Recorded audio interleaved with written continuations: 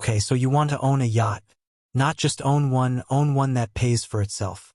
You've seen the brochure. A 100-foot sport yacht anchored off Portofino, charter guests sipping champagne on the aft deck, and somewhere off camera, the actual owner, who apparently just collects checks while strangers vacation on his boat. The broker's pitch is almost always some version of the same sentence. Charter it out when you're not using it and it practically pays for itself. That sentence has talked more people into buying a yacht than almost any other line in luxury sales, and it is, in the vast majority of cases, false. Not exaggerated. Not optimistic. False. Here's the problem. A yacht is not an income-generating asset that happens to be fun to use. It is a depreciating, maintenance-hungry, insurance-heavy liability that can, if you're lucky and well-managed, have some of its brutal carrying costs offset by strangers paying to use it for a week. That distinction, income asset versus cost offset asset, is the entire video. By the end of this, you'll understand exactly why almost nobody makes real profit chartering a yacht, why the people who sell you the boat are not the people who lose money when it doesn't charter, and why the smartest owners in this business have already accepted that the goal was never to get rich. It was to get less poor while still owning the boat. Let's start with the fact that yacht charter isn't one business. It's at least four wearing the same polished teak deck. At the entry level, you have bareboat charter, chartering a boat with no crew, usually 30 to 50 feet, where the guest is the captain. These boats are cheap to buy, relatively cheap to run, and rent for a few $1,000s a week. This is the segment closest to a real small business, high volume, tight margins, and it's the only tier where an owner can realistically run the operation themselves without drowning in overhead. One step up is crew charter on a mid-size yacht, typically 24 to 40 meters, with a captain, a chef, and 2 to 4 crew living aboard. This is the segment most people picture when they imagine yacht ownership, and it's also where the economics get genuinely dangerous because the boat now needs a full-time salaried crew whether or not it charters a single week that year. Above that sits the superyacht tier, 40 meters and up, sometimes well past 60, chartering for $300,000 to over $1 million a week. The headline numbers are enormous, and so are the costs sitting underneath them. And running parallel to all three is the charter management model, where an owner doesn't operate the yacht at all, but hands it to a management company that markets it, crews it, maintains it, and takes a significant cut of every booking in exchange for handling the headache.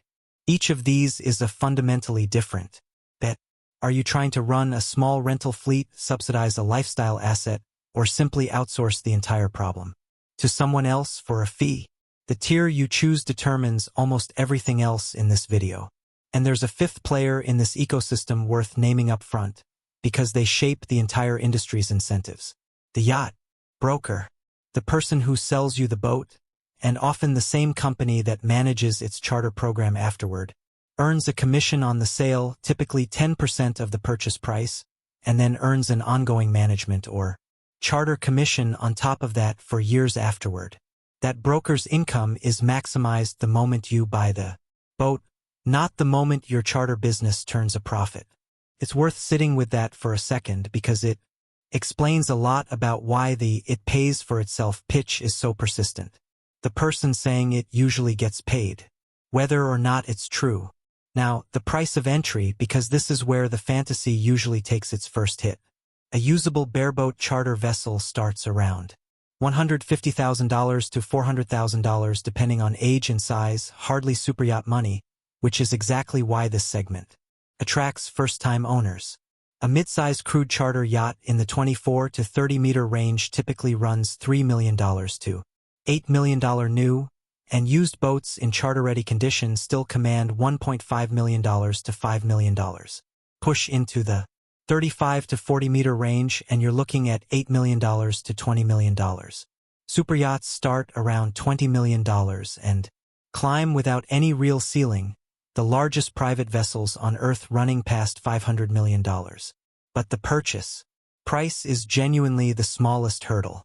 Before a yacht can legally take a single paying guest aboard, it has to be commercially coded, meaning it passes inspection under a flag state's commercial vessel standards, often the UK's MCA code, and it has to carry commercial insurance, which runs meaningfully higher than private pleasure coverage. Coding a yacht for charter, meaning retrofitting fire suppression, safety equipment, crew certifications, and structural compliance to commercial standard, can cost anywhere from $50,000 on a smaller boat to well over $500,000 on a larger one, and that's before you've hired a single crew member or sold a single week. Brokerage and management company onboarding fees, initial charter marketing costs, and a full provisioning of safety and hospitality equipment to the standard charter guests expect, linens, tenders, water toys, and even a modest 30-meter yacht can require another $200,000 to $500,000 just to become charter-ready after the purchase. Price is already spent. So before the first guest ever books a week, an owner of a mid-size crude yacht has typically committed $4 million to $9 million, and the boat still hasn't earned a dollar. Now, the part almost nobody entering this business fully absorbs, the ongoing cost of simply owning the thing, whether or not it ever charters. The yachting industry has an informal rule that every broker knows and very few first-time buyers hear clearly enough. It's called the 10% rule, and it states that annual ownership costs, crew salaries, maintenance, insurance, berthing, fuel, and depreciation combined run roughly 10% of the yacht's purchase price every single year. On a $6 million yacht, that's $600,000 a year, gone, before a single charter guest steps aboard. Break that down, and crew is usually the largest single line item. A captain on a mid-size crude yacht commands $80,000 to $150,000 a year. A chef runs $50,000 to $90,000. Deckhands and stewardesses run $30,000 to $60,000 each, and a typical 4 to 6 person crew on a 30-meter yacht can cost an owner $350,000 to $600,000 a year in salaries alone, paid 12 months a year, regardless of how many weeks the boat actually charters. Marina and berthing costs are the next surprise. A slip in a premium Mediterranean marina like Monaco or Porto Cervo during peak season can run $1,000 to $3,000 per meter per year, which on a 30-meter yacht is $30,000 to $90,000 annually just to have somewhere to keep the boat between charters. Insurance on a commercially coded charter yacht, covering hull, liability, and crew, typically runs 1 to 2% of the vessel's insured value every year, another $60,000 to $160,000. On that same $6 million boat, fuel is its own category of pain. A mid-size motor yacht can burn 100 to 300 gallons. An hour underway, and a single Mediterranean repositioning cruise or a week of active charter guest itineraries can put $20,000 to $50,000 of fuel through the tanks. Then there's maintenance, and this is where owners consistently underestimate annual haul-outs, engine servicing, hull cleaning, and the constant small repairs that come from guests using every system on the boat hard for a week at a time typically run $100,000 to $250,000 a year on a mid-size yacht, and that's before anything actually breaks. And things break. A generator failure, a stabilizer system fault, or a watermaker breakdown mid-charter can each run $20,000 to $80,000 in emergency repair, often at a moment when the boat is contractually obligated to be delivering a paying charter guest a working vessel. There's a subtler cost sitting inside the crew line that almost nobody budgets for going in: turnover. Good charter crew, the ones who can consistently earn 5-star reviews and repeat bookings, are in short supply relative to demand, and they move between yachts constantly chasing better pay and better boats, replacing a chef or a captain. Mid-season can mean weeks of recruitment costs, agency placement fees running $3,000 to $8,000 per hire, and the very real risk of a canceled charter because the boat couldn't field a full crew in time. Owners in this business often describe crew management as harder than the boat itself because, unlike a hull or an engine, a burned-out chef doesn't send a warning light. Provisioning for charter guests adds another layer that's easy to underestimate. Charter guests expect a 5-star hospitality standard, premium linens replaced between every charter, fully Stocked bars, water toys, jet skis, and tenders maintained to a standard well above private use, and simply refreshing that inventory across a season can run $30,000 to $80,000 a year on a mid-size yacht separate from the day-to-day APA-funded provisioning of any single trip. Depreciation is the quiet killer sitting underneath all of this. Yachts depreciate 10 to 15% in the first few years, and continue losing 5 to 8% of remaining value annually after that, meaning a $6 million yacht purchase today is reasonably likely to be worth $3 million to $4 million in 7 or 8 years, entirely separate from anything that happened in the charter business itself. Stack the crew, the berthing, the insurance, the fuel, the maintenance, and the depreciation together, and you land almost exactly on that 10% rule brokers quote so casually. $600,000 a year in carrying cost on a $6 million yacht, whether it charters 20 weeks or 0. So how does charter income actually work against that number? This is where the real mechanism of this business lives, and it's almost never explained clearly to a first-time buyer. When a yacht is booked through a charter management company, the guest pays two separate amounts: the charter fee itself and a second payment called the APA, the Advance Provisioning Allowance, typically 25 to 30% of the charter fee on top of it. Here's the part that surprises people. The APA is not revenue.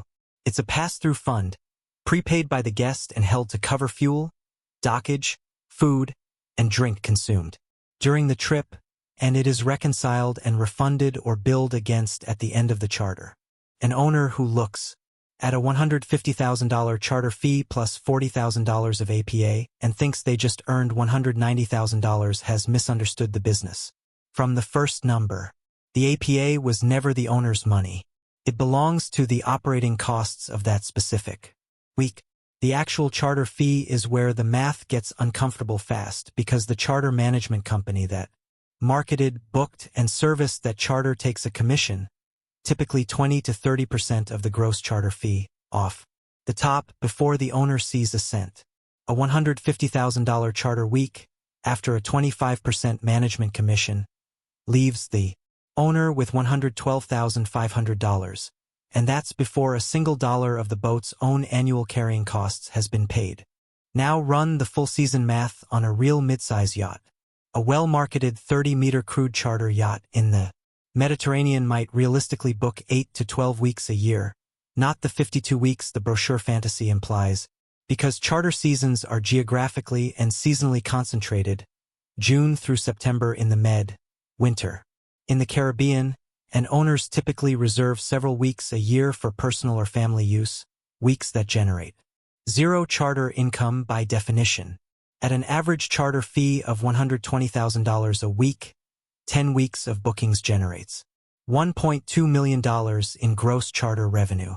After a 25% management commission, the owner nets $900,000. Against that $900,000, the yacht's annual carrying cost, using our 10% rule on a $6 million vessel, runs $600,000.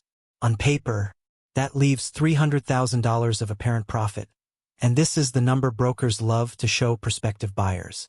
What that number doesn't include is the yacht's annual depreciation, typically another $300,000 to $500,000 a year on a boat this size, which, once counted, erases the entire profit and pushes the true economic result into negative territory even in a genuinely good charter season.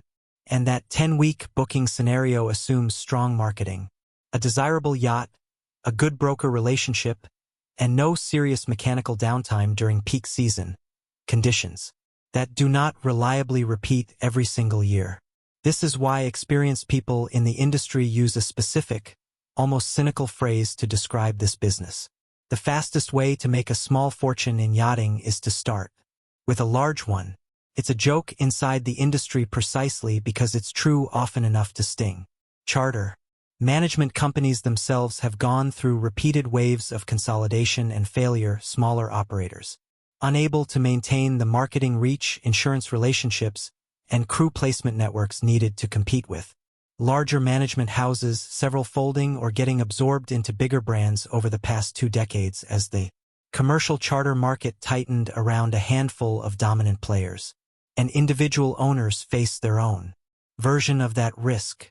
A single bad season, a hurricane disrupting the Caribbean winter charter calendar, a major mechanical failure that pulls the boat out of service for 6 of its 10 booked weeks, or simply a soft year in luxury travel spending, can turn a marginal profit into a 6-figure loss on a boat that still has to be crewed, insured, and berthed every single day regardless of how it performed. This is the pattern behind almost every distressed yacht sale you'll find quietly listed well below market value. An owner who underestimated carrying costs relative to realistic booking volume, held on through 1 or 2 disappointing seasons hoping the next year would be different, and eventually sold at a steep discount just to stop the monthly bleeding of crew salaries and berthing fees. Brokers who work this market long enough develop a quiet, unspoken specialty in exactly these listings. Motivated sellers who bought into the income fantasy, discovered the real math 18 months in, and are now more interested in exiting than in recovering their original investment. It is, in its own way, the same story that plays out with restaurants and laundromats elsewhere on this channel, an asset-heavy business sold on the upside, with the downside quietly absorbed entirely by the buyer, not the seller. There's also a tax and jurisdictional layer that catches owners off guard. Operating a charter yacht commercially in European Union waters typically triggers VAT obligations on charter fees, currently ranging from roughly 12 to 22% depending on the country and structure used, and owners commonly set up the yacht's ownership inside a corporate structure specifically to navigate VAT, liability, and flag state requirements, adding legal and accounting costs of $20,000 to $50,000 a year just to maintain the structure correctly. Get the structure wrong and the tax exposure alone can wipe out a season's parent profit. It's worth pausing here to compare how this plays out across the tiers we opened with, because the math doesn't scale evenly. On the bareboat end, a $250,000 sailing catamaran with no crew to pay can genuinely approach a workable small business return, low 6-figure purchase price, minimal carrying costs, and an owner willing to manage bookings themselves can sometimes clear a real, if modest, annual profit. That's the segment where the boat pays for itself has the best chance of being roughly true. At the superyacht tier, the math inverts entirely. A 60-meter yacht chartering at $400,000 a week might book 8 weeks a year for $3.2 million in gross revenue, but crew alone on a vessel that size can run 20 to 30 full-time staff at a combined annual cost of $2 million to $4 million before fuel, which alone can exceed $500,000 a year on long-range cruising, before insurance, before the tens of millions of dollars the vessel depreciates. At that scale, charter income isn't even attempting to be profitable. It's a rounding adjustment against carrying costs that can exceed $8 million to $10 million a year on the largest vessels. The mid-size crude tier we've been walking through sits in the uncomfortable middle, expensive enough to require full-time crew and serious insurance, but not large enough for the owner to treat the entire enterprise as a tax and lifestyle write-off the way superyacht owners often do. That middle tier is where the fantasy is sold hardest, and where the gap between the pitch and the outcome is widest. So let's put together the two honest scenarios, because this is where the channel's math always gets real. The Goodyear, a 30-meter crude yacht, purchased for $6 million, books 12 weeks at an average of $130,000 a week, a strong Mediterranean season with a desirable itinerary and no major mechanical issues. Gross charter revenue $1.56 million. After a 25% management commission, the owner nets $1.17 million. Annual carrying costs run on the lower end of the 10% band, $550,000, because maintenance was routine and fuel prices stayed manageable. That leaves $620,000 before depreciation. Subtract a conservative $400,000 in annual depreciation on the vessel, and the owner is left with roughly $220,000 of genuine positive economic result. A real win in the best realistic season this business produces. The bad year.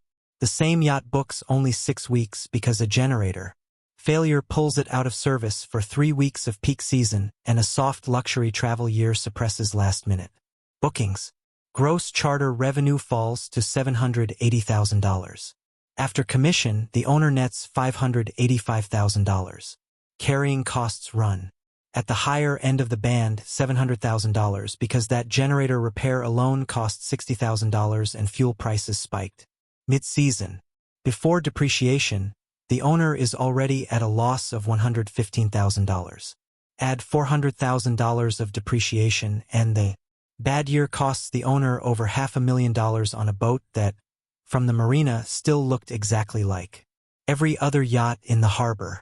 The gap between those two scenarios is nearly $750,000 in a single year on the exact same asset, driven almost entirely by booking volume and mechanical luck, two things no owner fully controls.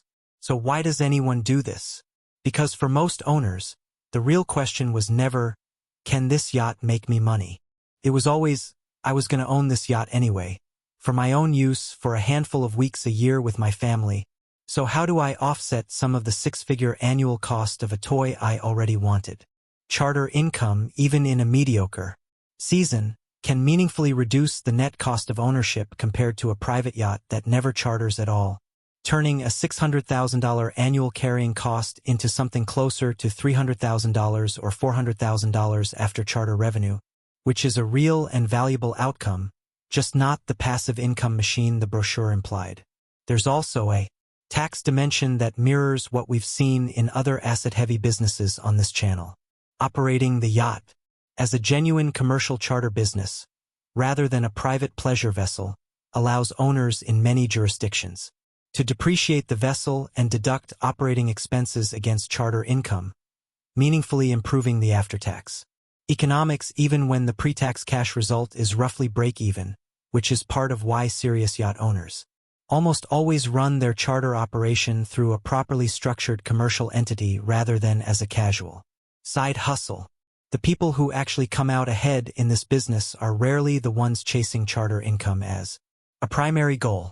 They're the ones who bought a yacht they could genuinely afford to lose money on every year, who treat charter revenue as a subsidy rather than a salary, who choose a size and season with realistic booking expectations instead of brochure fantasies, and who budget for the bad year, the broken generator, the soft season, the slow August before they ever sign the purchase agreement.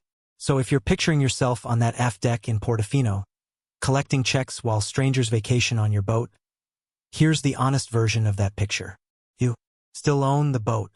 You still pay the crew every month whether it charters or not. You still watch the maintenance. Bills arrive regardless of how the season is going. And on the weeks it does charter, a management company takes its cut. The guest's provisioning money was never yours to begin with, and what's left in a good year quietly offsets a fraction of what owning that yacht was always going to cost you. That's not nothing. For someone who wanted the boat anyway, it's a genuinely useful outcome, the equivalent of turning a car you were always going to own into one that occasionally covers its own insurance premium through the odd rental. Useful. Meaningful even at 6 figures a year, but categorically different from the passive income machine the brochure sold you. The boat was never the business. The boat was always the expense. The charter guests are just the ones helping you carry it.